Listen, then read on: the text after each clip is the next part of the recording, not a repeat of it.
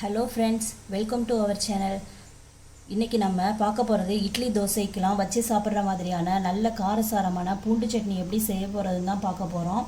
இந்த பூண்டு சட்னியோட நல்லெண்ணெய் ஊற்றி சாப்பிடும்போது டேஸ்ட்டு ரொம்பவே நல்லாயிருக்கும். பூண்டு சட்னி எப்படி செய்கிறதுன்னு பார்ப்போம்.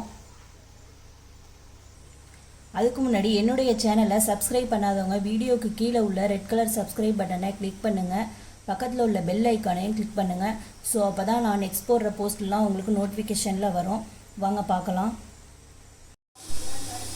அடுப்பில் பேன் வச்சுக்கோங்க. லைட்டாக எண்ணெய் விட்டுக்கோங்க. எண்ணெய் சூடானதுக்கப்புறம் நான் இதில் வெங்காயம் சேர்த்துக்கிறேன்.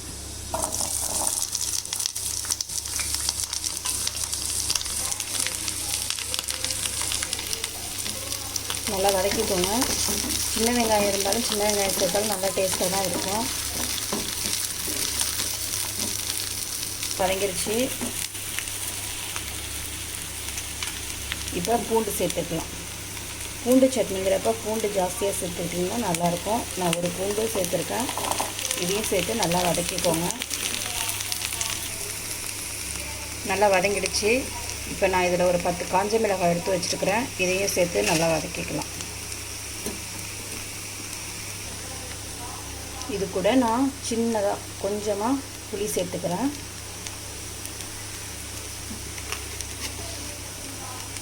இப்போது சட்னிக்கு தேவையான உப்பை இதில் சேர்த்துக்கலாம். இப்போ நல்லா வதங்கிடுச்சு. அடுப்பை ஆஃப் பண்ணிவிட்டு கொஞ்சம் ஆற வச்சுட்டு மிக்ஸி ஜாரில் அரைச்சி எடுத்துக்கலாம். நான் அரைச்சிட்டு காமிக்கிறேன்.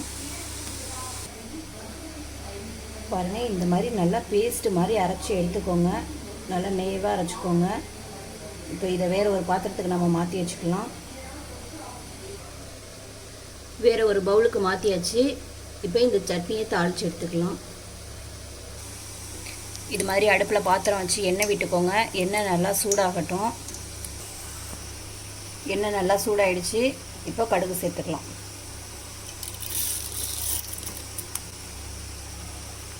தாளிக்கும் போது நல்லெண்ணெய் சேர்த்துக்கோங்க. நல்லெண்ணெய் சேர்த்திங்கன்னா சட்னி நல்லா டேஸ்ட்டாக இருக்கும். கடுகு நல்லா பொரிஞ்சிருச்சு. இப்போது கருவேப்பிலை சேர்த்துக்கலாம்.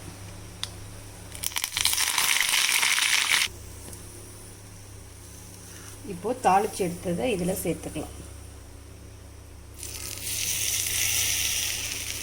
இப்போ நமக்கு கார சட்னி ரெடி ஆகிடுச்சு.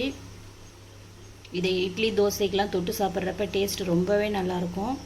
இதை நீங்களும் ஒரு டைம் ட்ரை பண்ணி பார்த்துட்டு எப்படி இருக்குன்னு கமெண்ட்டில் சொல்லுங்கள். இந்த வீடியோ உங்களுக்கு பிடிச்சிருந்துச்சுன்னா லைக் பண்ணுங்கள், ஷேர் பண்ணுங்கள், மறக்காமல் சப்ஸ்கிரைப் பண்ணுங்கள். தேங்க்ஸ் ஃபார் வாட்சிங்.